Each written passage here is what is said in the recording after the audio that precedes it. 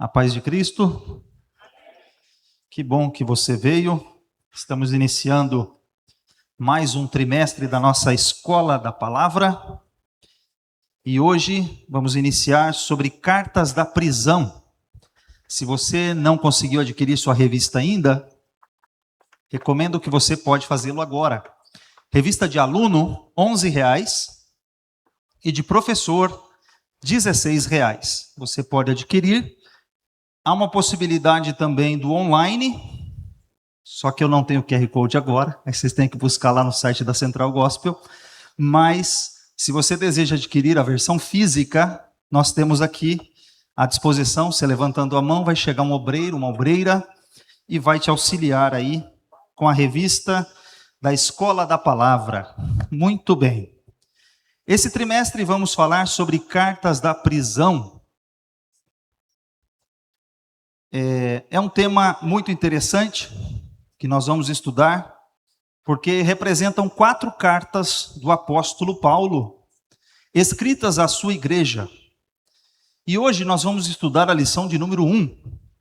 Eu gostaria que você abrisse a sua revista ou a sua Bíblia no texto aos Efésios, capítulo de número 1, ou melhor, Efésios capítulo 1, versículos 3 a 7, 13 a 14, 17 a 20, 22 e 23.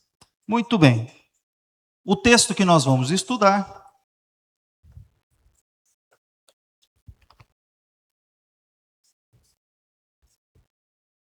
não.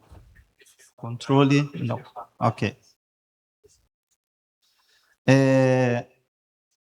Cartas da prisão, texto bíblico, Efésios capítulo 1, versículos 3 a 7, 13, 14, 17, 20, 22 e 23. Diz assim a palavra de Deus. No texto, está em tela, apenas as referências, e a leitura está assim. Bendito Deus e Pai de nosso Senhor Jesus Cristo, o qual nos abençoou com todas as bênçãos espirituais nos lugares celestiais em Cristo, como também nos elegeu nele antes da fundação do mundo, para que fôssemos santos e irrepreensíveis diante dele em amor, e nos predestinou para filhos de adoção por Jesus Cristo para si mesmo, para louvor e glória da sua graça, pela qual nos fez agradáveis a si no amado, em quem temos a redenção pelo seu sangue, a remissão das ofensas, segundo as riquezas da sua graça, em quem também vós estáis, depois de ouvistes a palavra da verdade, o evangelho da vossa salvação, e tendo nele também crido, fostes selados com o Espírito Santo da promessa, o qual é o penhor da nossa herança para a redenção da possessão de Deus, para louvor da sua glória. Versículo 17. Para que, 3 pontinhos, o Pai da glória vos dê em seu conhecimento o espírito de sabedoria e de revelação, tendo iluminados os olhos do vosso entendimento, para que saibais qual seja a esperança da vossa vocação e quais riquezas da glória da sua herança nos santos, e qual sobre excelente grandeza do seu poder sobre nós, os que cremos, que manifestou em Cristo, ressuscitando dos mortos e pondo à sua direita nos céus, e sujeitou todas as coisas a seus pés, e sobre todas as coisas o constituiu como cabeça da igreja, que é o seu corpo, a plenitude daquele que cumpre tudo em todos. Vamos repetir juntos o texto áureo da nossa lição. Quero que você reflita bem sobre esse texto áureo, que é importante sobre essa lição. Primeiro, vamos lá? Bendito de nosso... O que ele fez?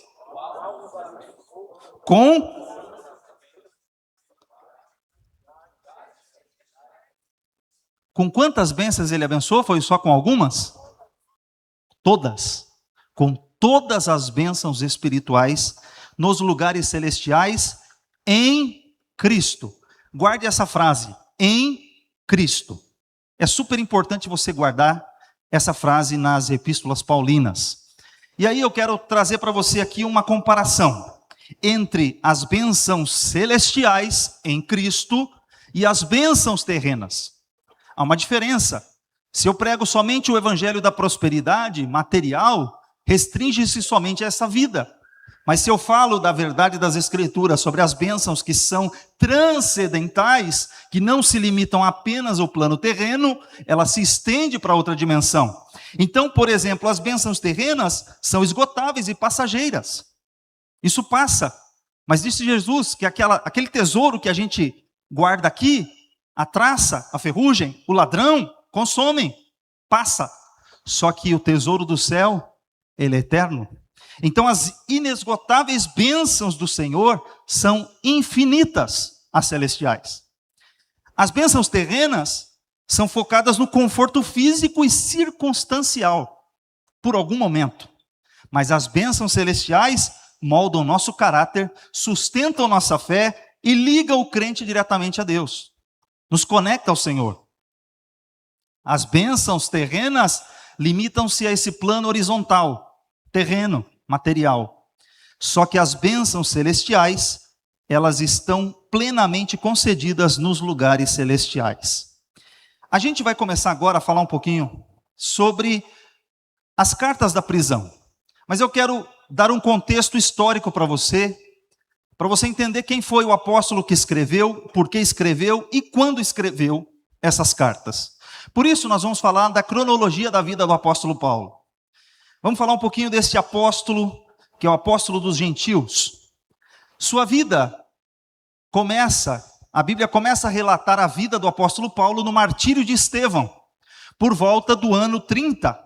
Quando Estevão é martirizado, aparece um homem que tem aos seus pés depositadas as vestes de Estevão, mártir da igreja, aquele homem que foi diante do sinédrio defender a fé cristã. Ali aparece um jovem chamado Saulo. Depois daquele momento, aquele jovem, ele solicita carta dos sacerdotes, dos anciãos, e com estas cartas ele decide fazer uma perseguição, empreender uma perseguição aos cristãos que estavam na Síria, em Damasco. E ele sai com essas cartas, com autorização para fazer a perseguição. No meio do caminho, esse homem tem um encontro com o Senhor. O Senhor Jesus aparece a ele no caminho de Damasco. Ele cai, ele fica cego, e Jesus fala com ele: Saulo, Saulo, por que me persegues? E aí, naquele momento, ele pergunta: quem és tu, Senhor? Aí a resposta é a seguinte: eu sou Jesus, a quem tu persegues. Pergunto para você, Jesus, ele estava perseguindo Jesus mesmo, diretamente? Jesus já estava no céu. Ele estava perseguindo a igreja de Cristo. Ele estava perseguindo os cristãos da época. Ele perseguia o povo de Deus. Mas para Jesus, quando cada um de nós somos perseguidos, é como se ele estivesse sendo perseguido. Nós somos como a menina dos olhos de Deus. Quando toca em cada um de nós, está tocando no próprio Senhor. Quando nós fazemos algo para pessoas que estão aqui, disse Jesus, a mim estavam fazendo. Quando serviam, quando visitavam. Então, perceba que Jesus, ele tem um encontro com Jesus ressurreto. Era por volta de meio-dia. Imagina que ele viu uma luz mais forte do que o sol. Já parou para imaginar? Que o horário que ele viu Jesus não foi à meia-noite. Ele viu Jesus por volta de meio-dia, quando o sol brilha. Imagine a região da Síria, Palestina, o quanto aquilo é quente, o quanto aquilo brilha, o quanto o sol brilha naquela região. Ele vê uma luz mais forte do que o sol, ao ponto dele cair e ficar cego. Ele vai, entra a Damasco, e naquele momento ele converte-se ao Senhor Jesus, fica 3 dias orando, jejuando, e a vida dele começa ali, a vida com Cristo. O detalhe é que esse homem, logo após sua conversão, ele tenta já pregar em Damasco, mas as pessoas não querem ouvi-lo, porque o que antes perseguia, agora vai ser perseguido. E então, ele tem um momento de retiro espiritual, 3 anos na Arábia, segundo o relato que ele faz aos Gálatas. E aí, irmãos, alguém acha que Paulo, ele ficou ali de boa, né, no deserto? O que você vai fazer no deserto, irmão? Deserto é tempo de provação, é tempo de ser preparado por Deus. Durante 3 anos ele esteve no deserto. Aí ele volta do deserto, ele vai a Damasco. Mais uma vez atentam contra a sua vida e ele vai a Jerusalém. A primeira visita dele a Jerusalém depois de convertido. E nessa visita ele também não é tão bem recebido. Mas Barnabé, que é um homem da igreja, um homem de Deus, começa já a mentoreá-lo de certa forma. O leva, o apresenta aos apóstolos. Mas não é suficiente. Então, deixa eu marcar para você na linha do tempo. Por volta do ano 34 até o ano 46, o apóstolo Paulo fica no que a gente chama de anonimato. Ele pega o barquinho em Cesareia e vai para Tarso, na Cilícia, região da Turquia. E alguém acha que ele aceitou Jesus lá, no outro dia ele estava pregando, no outro dia ele já era apóstolo. Ele passou 14 anos aproximadamente no anonimato. E aí o que acontece? Alguém vai buscá-lo lá, na sua cidade, em Tarso, quando de repente, naquele momento, a igreja de Antioquia crescia na Síria. Barnabé percebeu que a obra de Deus crescia e precisava de ajuda. Ele foi buscar Saulo e trouxe ele para, durante 1 ano, eles ministrarem na igreja de Antioquia. Aqui estamos falando de Atos dos Apóstolos, capítulo 11, quando ele vai ministrar na igreja de Antioquia junto com Barnabé e outros durante 1 ano. Eles ensinam a igreja. E ao final de 1 ano, a Bíblia diz que aqueles homens de Antioquia, pela primeira vez, passam a ser conhecidos como cristãos. Ganharam um apelido, porque de tão parecido que eles eram com Cristo. Aí eu reforço a importância do ensino bíblico. Durante 1 ano, sendo ensinados, um intensivo com Paulo, Barnabé e outros homens de Deus, ao final de 1 ano, aquela igreja fez a diferença. E aí, ele vai começar, em Atos 13, o Espírito Santo, diz o texto, e a igreja estava orando, e disse o Espírito Santo: apartai-me a Barnabé e Saulo para a obra que os tenho chamado.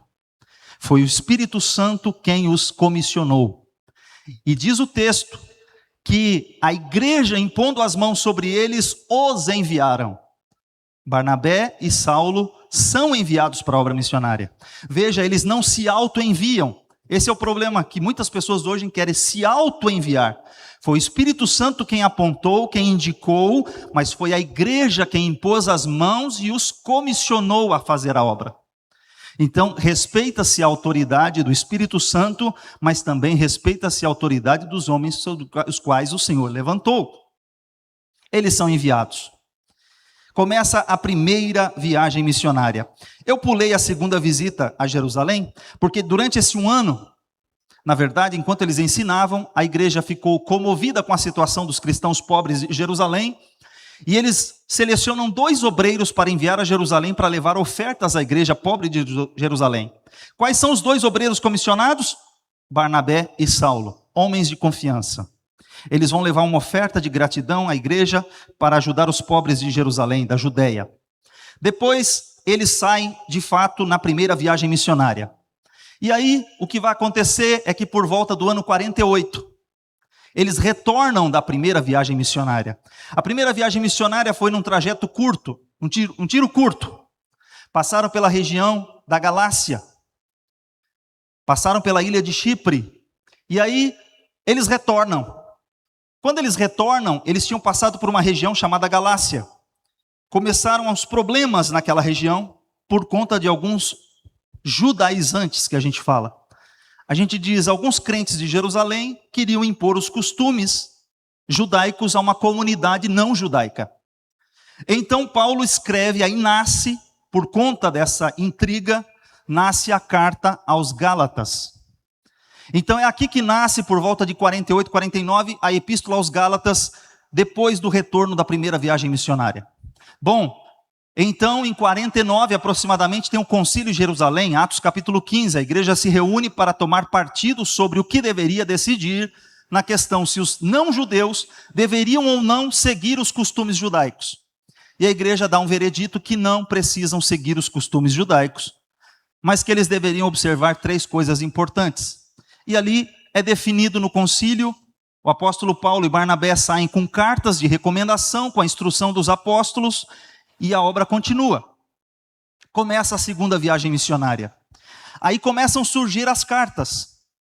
Por volta do ano 50 surge a carta aos Tessalonicenses. Paulo fica em Corinto aproximadamente quase 2 anos. Nasce 2 Coríntios. Depois, ele foi passando, vem a terceira viagem missionária. Aí Paulo fica quase 3 anos em Éfeso. E aí vai nascendo as cartas. 2 Coríntios, 1 Coríntios, Romanos. Quando Paulo está retornando da terceira viagem, ele deixa na mão de uma irmã chamada Febe a carta aos Romanos e diz para ela, lá do porto de Cencreia, ela ia fazer uma viagem a Roma e ela leva a carta aos Romanos, considerado o evangelho de Paulo. Depois disso, Paulo é preso em Cesareia por conta, quando ele chega em Jerusalém, ele é acusado de ter introduzido um gentil para dentro do muro do templo. Ele é preso, tem um tumulto, fica preso 2 anos em Cesareia. Ele vê que os governadores de Cesareia, governadores romanos, não querem libertá-lo. Quando ele percebe que ele será entregue ao sinédrio, aos judeus, ele diz, eu sou cidadão romano, portanto eu apelo a César, tenho direito de ser julgado em Roma. Ele usou todos os seus direitos civis. Então ele vai ser enviado a Roma. E é aí, preso em Roma, numa primeira prisão, uma prisão domiciliar, onde ele tinha certa liberdade. Ele estava preso, mas tinha liberdade para receber visitas. Ele alugou uma casa, ele não estava de fato numa masmorra, nessa primeira prisão.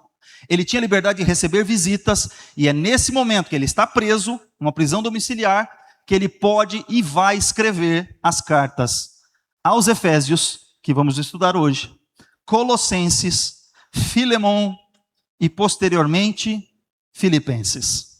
As cartas da prisão, que é o tema desta revista, são estas 4 cartas que nós vamos estudar. Hoje começamos aos Efésios. Na sequência, continuaremos falando de Efésios, depois Colossenses, depois Filipenses e a 13ª lição, Filemon. Vamos chegar lá, em nome de Jesus. Então, tenham paciência, mas para vocês entenderem. Paulo, nessa primeira prisão, ele é solto. Acredita-se que ele tenha sido solto por um pouco de tempo. Ele consegue circular por alguma região por ali. Não há mais registro no livro de Atos. Portanto, não temos como conjecturar o que ele fez, o que ele deixou de fazer. Mas, com base na primeira carta e na segunda carta a Timóteo, depois que Nero empreende aquilo que nós achamos que Nero tacou fogo em Roma e tal, há uma discussão sobre isso. O fato é que os cristãos são acusados, são perseguidos pelo Império Romano, e agora os cristãos sendo perseguidos pelo Império Romano, Paulo é preso novamente, só que agora ele vai para uma masmorra, ele vai para uma prisão horrível. Agora ele sabe e entende que o seu tempo está chegando ao fim. Agora ele sabe e entende que ele vai morrer. E aí ele chama Timóteo e dá a sua recomendação nas suas cartas pastorais a Timóteo. Assim nasceram as cartas de Paulo durante a sua vida. Perceba como que as coisas vão sendo escritas.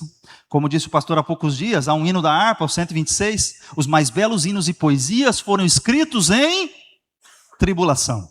E a carta que nós vamos estudar hoje nasceu dentro de uma masmorra, dentro de uma prisão.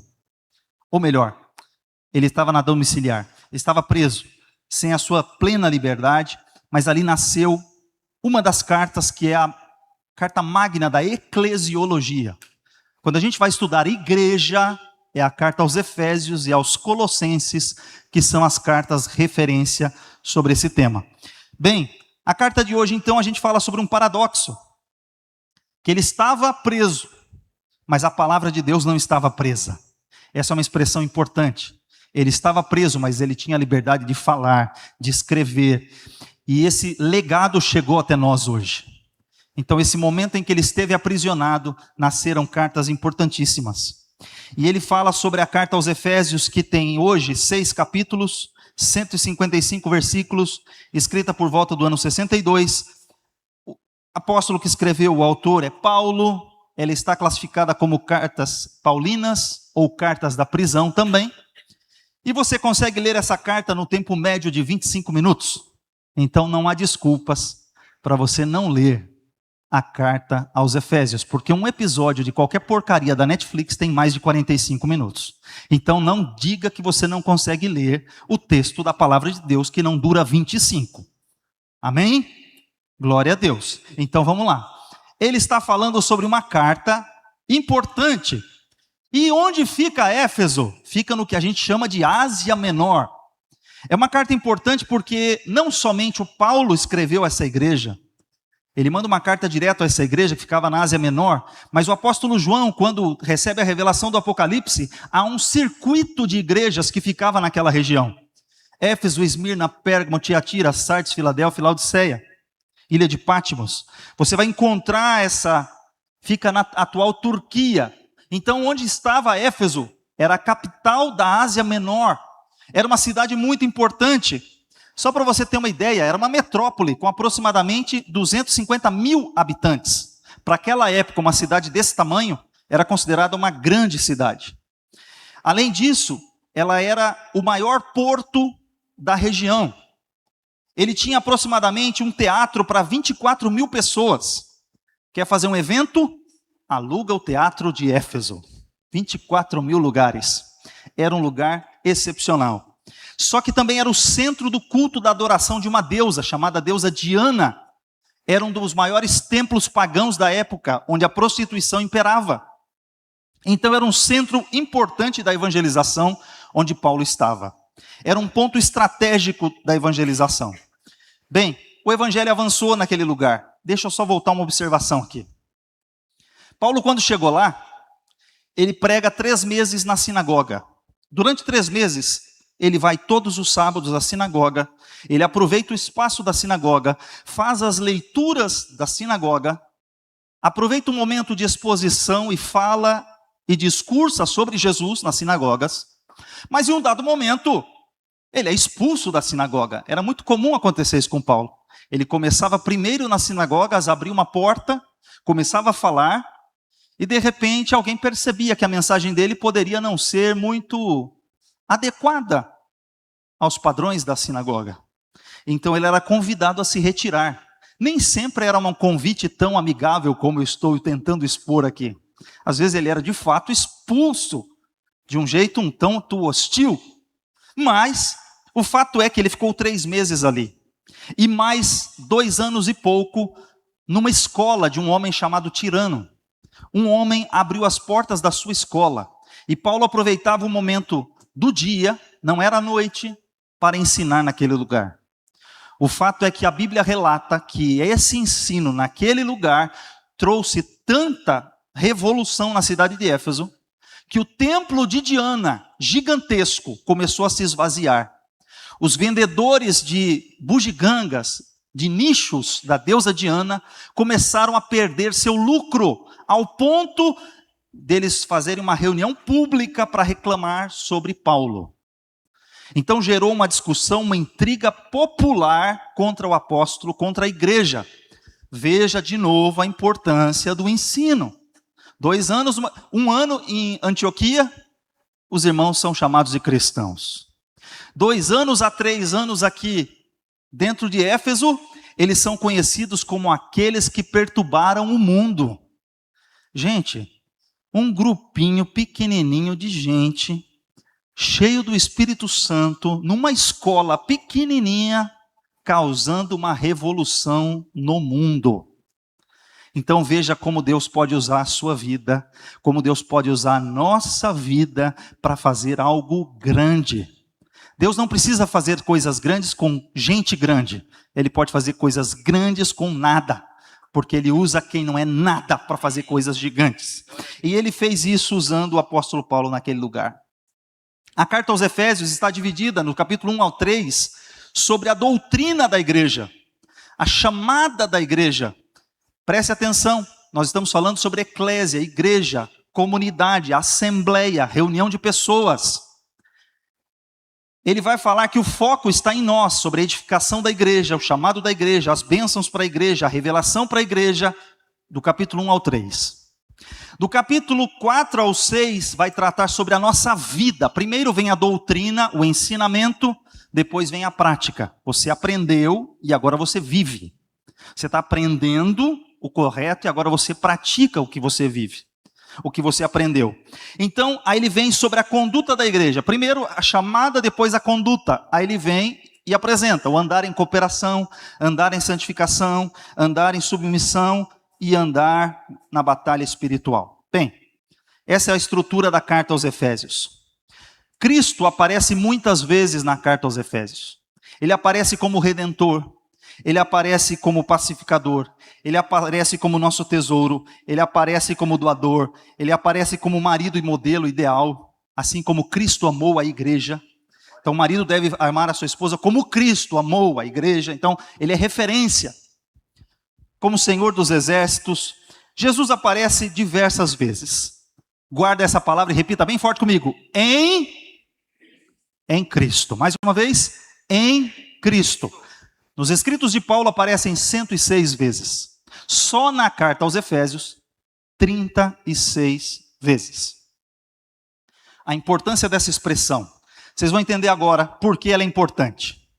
Porque toda eleição divina, toda a doutrina da predestinação, eleição, que nós temos um embate teológico grande aí nas redes sociais. Aliás, é um embate teológico desde o século XVI, século XV, XVI, já era uma discussão grande. Continua sendo uma grande discussão nas redes sociais, mas eu vou apresentar para vocês o que Efésios apresenta. Efésios apresenta a eleição corporativa. Tópico 1 da sua lição, riquezas da eleição. Você foi eleito, glória a Deus. Vamos ler aqui o texto.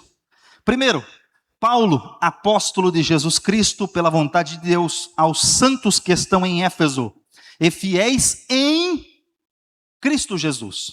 A vós, graça e paz da parte de Deus, nosso Pai, e da do Senhor Jesus Cristo. Bendito o Deus e Pai de nosso Senhor Jesus Cristo, o qual nos abençoou com todas as bênçãos espirituais nos lugares celestiais em Cristo, como também nos elegeu nele. Presta atenção nessa frase. Como também nos elegeu nele. Nele quem? Em Cristo. Antes da fundação do mundo, para que fôssemos santos e irrepreensíveis diante dele em amor.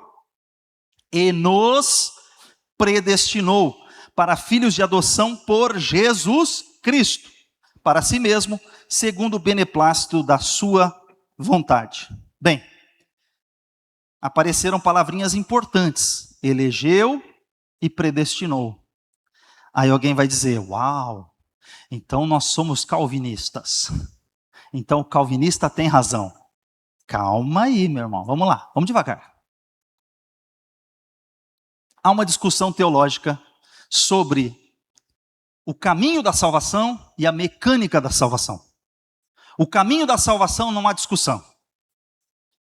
Pela graça sois salvos, por meio da fé, isso não vem de vós, é dom de Deus.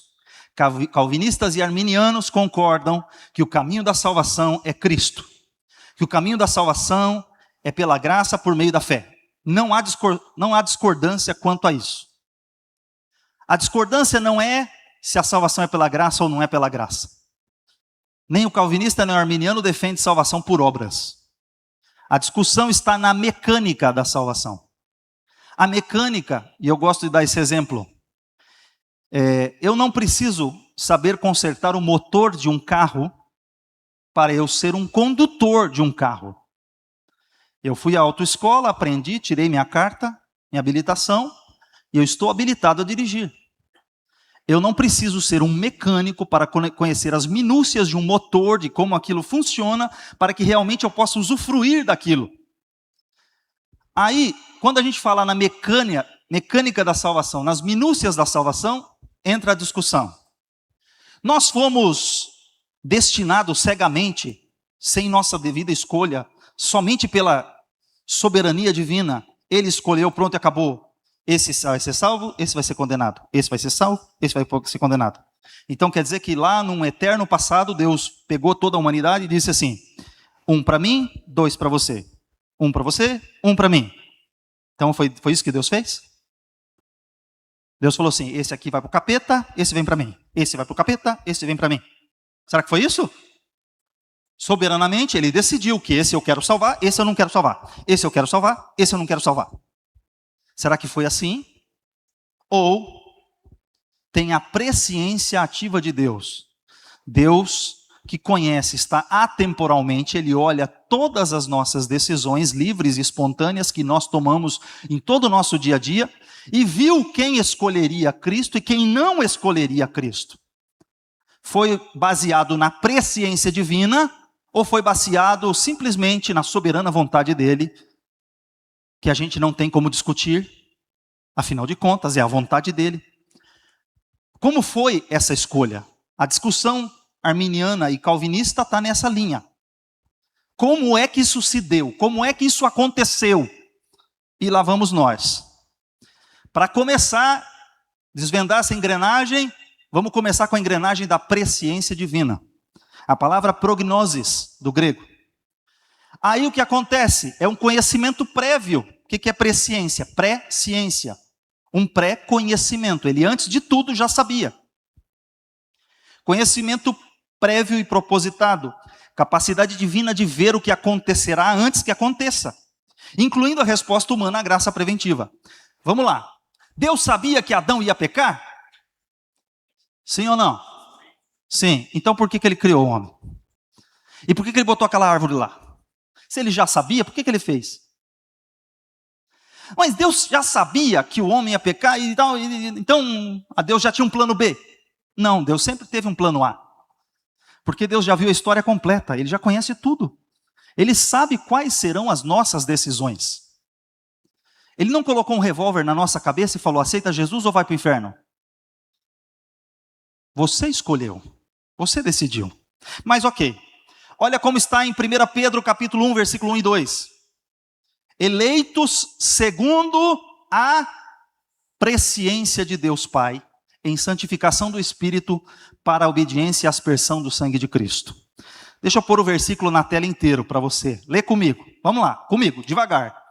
Pedro, apóstolo de Jesus Cristo, aos estrangeiros dispersos no Ponto, Galácia, Capadócia, Ásia e Bitínia, eleitos segundo em santificação para a obediência e aspersão do sangue de Jesus Cristo, graça e paz vos sejam multiplicadas. Eleitos segundo a presciência de Deus. Você é eleito, sim ou não? Segundo um critério. Qual é o critério? A presciência de Deus. Você foi eleito. Você foi escolhido. Você é escolhido. Segundo um critério chamado presciência divina. Pelo pré-conhecimento divino, você foi escolhido. Deus, sabendo das suas escolhas, você está escolhido. Mas vamos lá. Segunda engrenagem, a predestinação. A outra palavra que aparece 6 vezes no texto bíblico do Novo Testamento. Predestinação significa pré-ordenar, predeterminar, e etimologicamente marca os limites de antemão. Destino fixado para aqueles que estão no veículo da salvação. Eu vou explicar agora o que é esse tal veículo da salvação. Romanos capítulo 8, versículo 29. Porque os que dantes conheceu antes, presciência, também os predestinou para serem conformes à imagem de seu Filho. Vamos ver o versículo inteiro comigo. Vamos lá? 1, 2, 3. Porque também os para serem conforme à imagem de seu, a fim de que ele seja o entre muitos irmãos. E aos que ele predestinou, chamou. Aos que chamou, justificou. Aos que justificou, veja que há uma sequência. Porque aos que dantes conheceu. É muito engraçado que o pessoal que defende o calvinismo não lê a primeira parte do versículo. Eles preferem a parte só da predestinação para frente. Está escrito que Deus predestinou? Está escrito. O texto diz isso? Diz, está aí, Leo. Porque aos que dantes conheceu, aqueles que ele conheceu de antemão, ele os predestinou. Depois que ele predestinou, ele chamou. Depois que ele chamou, ele justificou. Depois que ele justificou, há uma sequência na engrenagem da salvação. Vamos lá. Voltando aqui ao texto de Efésios, só para relembrar. Nos elegeu nele, antes da fundação do mundo. O que é eleger cada um de nós antes da fundação do mundo? É fazer algo antes. É uma predestinação, baseado na sua presciência. Mas ok. Como ele nos elegeu antes. Agora, olha o versículo 11 de Efésios. Leia esse comigo também. Comigo, vamos lá. Nele, digo, em quem também fomos feitos herança, havendo sido conforme o propósito daquele que faz todas as coisas, segundo o quê? O conselho da sua vontade. Então, vamos entender. Como nós entendemos a salvação? Primeiro, ao olhar da presciência divina. Começa com a presciência. Depois, baseado na presciência divina, vem a porta da eleição. Somos eleitos segundo a presciência divina. Para então sermos predestinados à salvação. Deixa eu colocar uma visão para você entender. Nós falamos de predestinação corporativa e não individual. O que é isso? Quem está predestinado a ir para o céu? A igreja de Cristo, o povo de Deus. Se você faz parte da igreja de Cristo e do povo de Deus, você está predestinado a ir para o céu. Se você está fora da igreja de Cristo, se você está fora do veículo que Deus escolheu, você está condenado. Se você está dentro do veículo, os salvos estão predestinados à salvação. Quem está dentro está salvo, quem está fora está condenado. Quem está em Cristo está salvo, quem está sem Cristo está condenado. O que João disse em João capítulo 3? Texto áureo da Bíblia. Porque Deus amou o mundo de tal maneira que deu seu Filho unigênito, para que todo aquele que nele crê não pereça, mas tenha a vida eterna. E o 17 e o 18. Quem crê nele não é condenado, mas quem não crê já, preste atenção, já está condenado, porquanto não creu no unigênito Filho de Deus. Ele não disse será condenado. Ele disse, já está condenado.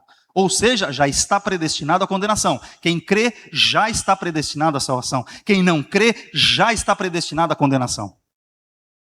O texto não dá alternativa. Mas vamos lá. Eu vou usar uma ilustração. Eu vou usar a ilustração, você que gosta de fazer viagens internacionais, acompanha comigo o raciocínio. Vamos pensar numa viagem internacional do aeroporto de Guarulhos até Tel Aviv. Vamos imaginar comigo essa viagem. Vamos fazer essa analogia comigo. Vamos lá. O seu destino está aqui, sua origem, São Paulo. Quando você chegou lá para comprar sua passagem aérea, você escolheu a companhia aérea que vai chegar e levar você até Tel Aviv. O avião, ele tem um destino traçado. Ele está predestinado a chegar em Tel Aviv. Da companhia que você escolheu, quando você comprar o bilhete, pagar o bilhete, seu bilhete vai ser emitido. Quando você fizer o seu check-in, eles vão emitir para você um documento. Naquele documento está escrito assim, fulano de tal, origem, GRU, São Paulo. Destino, Tel Aviv. Se você com esse bilhete entrar no avião, antes de você chegar lá, porque você vai levar 14 horas para chegar. Se você não fizer a conexão, o que você vai fazer? Alguns anos atrás, uma outra companhia tinha um voo direto. Mas agora não tem mais. Então você vai fazer uma conexão. Então, se você não tem que fazer uma parada no meio do caminho, você chegaria direto. Entrou no avião, está predestinado, vai chegar lá. Tudo bem, glória a Deus. Você, antes de embarcar no avião, você está predestinado. Está o seu nome. Origem, São Paulo, destino, Tel Aviv. Você está predestinado. Você entra no avião, glória a Deus. A chance de você chegar é muito grande. Porque você aceitou pela fé. Você recebeu um presente, você não tinha condição de pagar a passagem, e veio alguém e comprou a passagem por você. Jesus morreu no seu lugar. Você não tinha condição de pagar pelos seus pecados, você não tinha condição de chegar no céu. Ele veio e falou assim: você quer esse presente? Você quer ir comigo para esse destino? Aí você fala assim: eu quero. Como é que você fala eu quero e estende a mão e pega o presente? Você pega pela fé, você pega o presente, que é de graça, pela graça. Você não pagou nada por isso.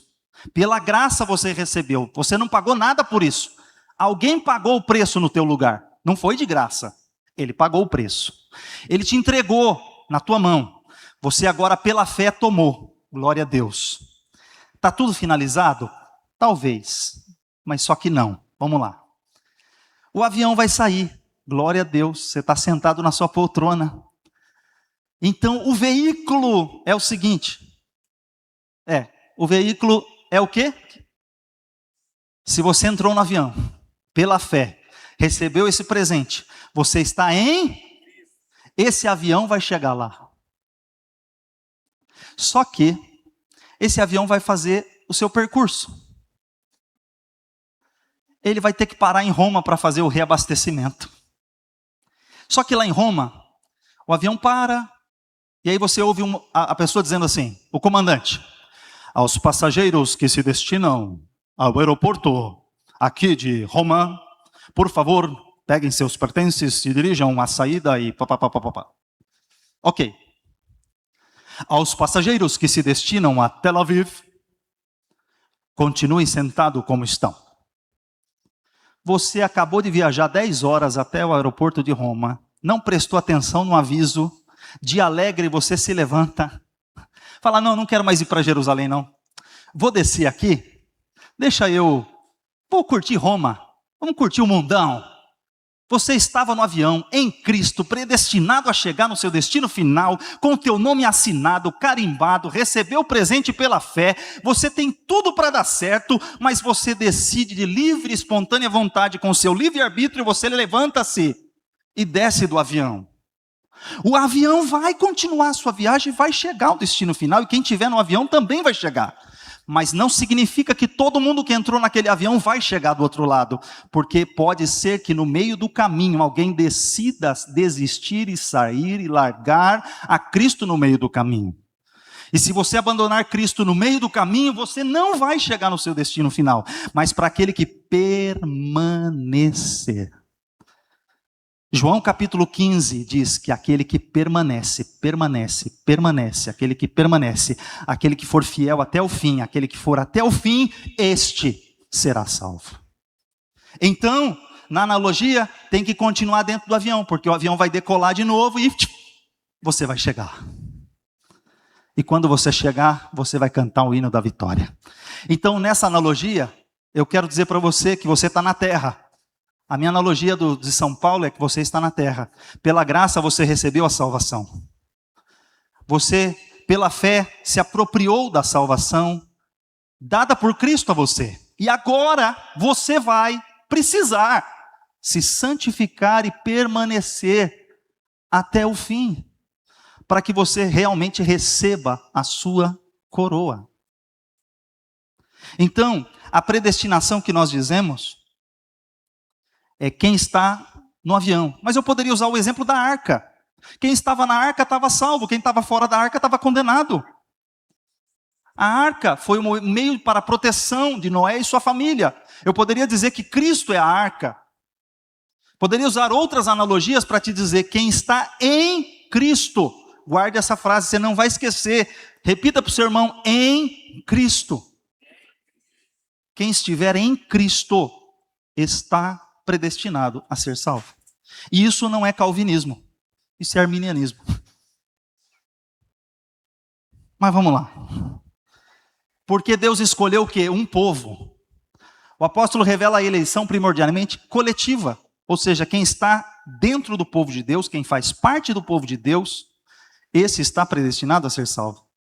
Quem está fora do corpo está predestinado a ser condenado. E aí deixa eu mostrar para você um outro gráfico que mostra o processamento da salvação. Mas só para você entender. Há muitos termos técnicos que a gente usa na teologia para explicar isso, mas eu vou tentar simplificar. Antes da fundação do mundo, operou a presciência divina, operou a predestinação e a eleição. Isso acontece antes da fundação do mundo, ou seja, antes de tudo, Deus já tinha isso com base nesses atributos e nesses nomes.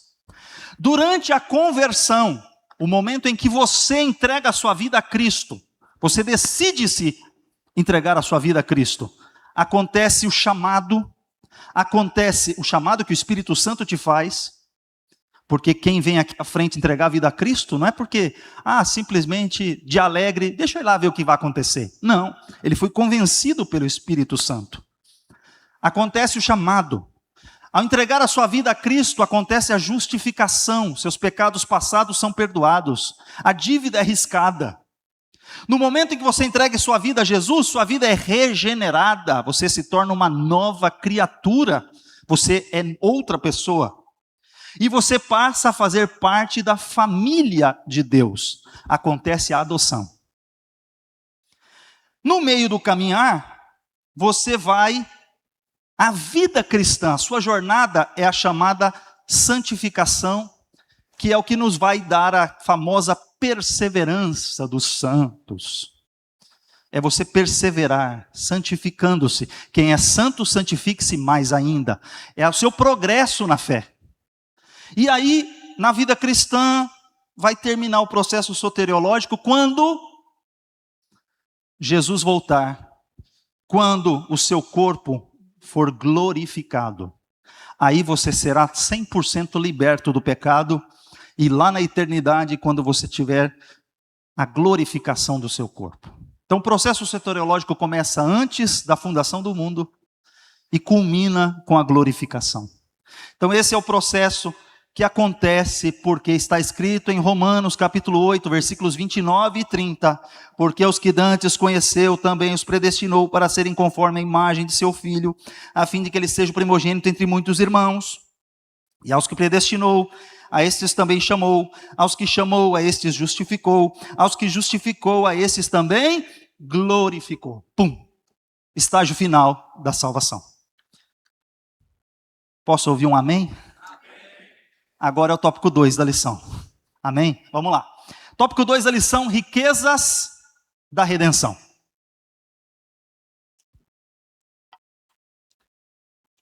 O assunto é denso, mas a gente tem que tentar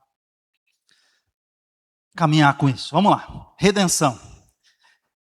Para a gente falar sobre o processo da redenção, que está aqui no tópico 2, você precisa entender, lendo o texto de Efésios, que o Pai, o Filho e o Espírito Santo, a Trindade Divina, ela atua em conjunto na nossa redenção. O Pai planeja, é o arquiteto que planejou a nossa salvação. Ele planejou a eleição, a sua soberana vontade e tal e tudo mais, dentro da sua presciência. O Filho executou a obra da redenção. Ele, o Cordeiro de Deus que tira o pecado do mundo, se entregou por nós, morreu na cruz e se entregou e cumpriu, pagou a dívida, ele nos resgatou. Então o Filho, ele com seu sangue nos resgata. E o Espírito Santo, no texto, diz que ele é o selo da nossa redenção. É a garantia de que eu vou chegar lá. Então vamos lá. O Pai, o Filho e o Espírito Santo atuam juntos no processo da nossa salvação. E aí, a palavra que está ali no texto, que Paulo usou, é a palavra apolítrosis, que é o resgate, a redenção, ou seja, representa o sangue de Jesus comprando-nos, pagando um preço pelo nosso resgate, nos resgatando, nos libertando. Então aqui a palavra redenção vem do grego, que significa especificamente libertar mediante o pagamento de um preço. De novo, a salvação é pela graça, não é de graça. Eu não paguei, você não pagou, mas Cristo pagou o preço por mim e por você. Ele pagou o preço e Ele nos deu pela graça, pelo favor imerecido. E agora a gente se apropria desse dom pela fé. Há um meio que é necessário. Sem fé é impossível agradar a Deus. E aí o que acontece é que nós recebemos esse presente e devemos valorizar, porque Pedro disse, não foi com ouro, não foi com prata, mas com o precioso sangue do nosso Senhor Jesus Cristo. E aí você recebe o famoso selo. Selo diz sobre propriedade. Não é o selo do correio, só para mandar uma mercadoria, mas sim o selo da época se selava como símbolo de propriedade. Nós, pentecostais, às vezes, fazemos uma confusãozinha aí nas questões. Aceitou Jesus, já tem o Espírito Santo, então já está batizado com o Espírito Santo, não está batizado com o Espírito Santo. Ele já tem o selo, não tem o selo. Ele já está selado, não está selado. Algum acha que o selo é o batismo com o Espírito Santo. Outro acha que cada um vai dizendo uma frase. A soteriologia e a pneumatologia, ela tem vários termos, e o Espírito Santo é tratado no livro de Atos de uma forma, nas epístolas paulinas de outra. E a gente tem que saber diferenciar o selo do batismo e do receber o Espírito Santo. Para nós, e pela Bíblia, são momentos distintos. Quando você é convencido pelo Espírito Santo a entregar a sua vida a Cristo, sim, o Espírito Santo está atuando para você entregar a sua vida, para você ser salvo. Você recebe o Espírito Santo. Batismo com o Espírito Santo significa revestimento de poder, significa capacitação para evangelização, para fazer a obra de Deus, significa você ser mergulhado no Espírito Santo. Eu vou fazer mais uma ilustração. Imagine que esse copo, agora ele já não está tão cheio, mas imagine que ele estivesse cheio. Se eu pergunto para você, esse copo está cheio? Ok, ser cheio do Espírito Santo, ele pode ser cheio. Aqui embaixo, para vocês que frequentam aqui, conhecem, tem um tanque batismal. Se eu pegar esse copo, e a piscina cheia, e eu jogar esse copo lá dentro, o que eu estou fazendo? O copo vai continuar cheio? Não só cheio, mas transbordante. Porque o copo cheio eu posso encher até aqui. Se eu encher a água acima da conta do copo, ele começa a transbordar. Quando eu digo que alguém é batizado no Espírito Santo, eu estou dizendo que esse copo todo foi mergulhado em algo muito maior do que ele mesmo. Você não está somente cheio, você está mais do que cheio. Você está mais que transbordando do Espírito. E por que isso? Porque o Espírito não é dado mais sob medida, em gotinha. Mas você pode ser cheio do Espírito Santo e não ser batizado com o Espírito Santo. Mas pastor, não é possível. Tem irmãos nossos que não creem no batismo com o Espírito Santo, não falam em línguas, não entendem isso. Eles podem ser cheios do Espírito Santo, mas ele se contenta com o copinho. Eu vou fazer o que se ele se contenta com o copinho? Aqui está cheio de pentecostal que quer mergulhar, que não dá para andar com a água só aqui. Ele quer que a água vai subindo, e um momento ele tem que nadar. Tem gente que se contenta com o copinho. Eu vou fazer o quê? Fica no copinho. Eu não tenho problema com isso, o problema é dele, não é meu. Mas eu tenho que ensinar para ele que tem um momento que ele pode nadar, ele pode transbordar, ele pode mergulhar. Mas ele quer se contentar com o copinho. O selo significa símbolo de propriedade. Então, você é de Cristo, você aceitou a Cristo, foi convencido pelo Espírito Santo, pode ser cheio do Espírito Santo, você persevera na fé, você tem o selo do Espírito. Que não significa que você foi batizado com o Espírito Santo. Tem que buscar, o batismo com o Espírito Santo tem que buscar. E aí Paulo faz uma oração. E qual é a oração de Paulo? Bom, Paulo está sempre orando, e nesse capítulo ele faz alguns pedidos para Deus. Aí eu já estou indo para o tópico 3 da lição 1. Ele pede para que o entendimento seja iluminado. A oração de Paulo não roga por bens ou circunstâncias mais fáceis, mas por uma profunda visão espiritual. O apóstolo pede que o Espírito Santo, o Espírito de sabedoria, que atue para que a igreja compreenda 3 grandezas invisíveis. Paulo sempre quando ele escreve, na abertura da sua carta, ele fala assim, eu oro para que o Espírito Santo lhes dê entendimento, para que vocês compreendam a graça, a profundidade, o amor, a profundeza do amor. Ele começa a dizer o que ele deseja que Deus faça na vida dos crentes. E aí ele fala sobre a questão da esperança. Ele quer que eles entendam as grandezas que os cristãos têm, que bênçãos espirituais eles possuem. Então, eles vão entender o peso da esperança, uma esperança divina, uma vocação divina. Eles são chamados, eleitos, escolhidos, pertencentes à família de Deus. Eles fazem parte da igreja de Deus. Eles não estão mais separados. O capítulo 2, Paulo vai falar que antes havia uma barreira de separação, mas que agora não há mais essa barreira de separação, porque Cristo tirou aquela barreira de separação entre judeu e gentil. Agora todos em Cristo. Qual que é o mistério que Paulo vai explicar aqui em Efésios sobre a igreja?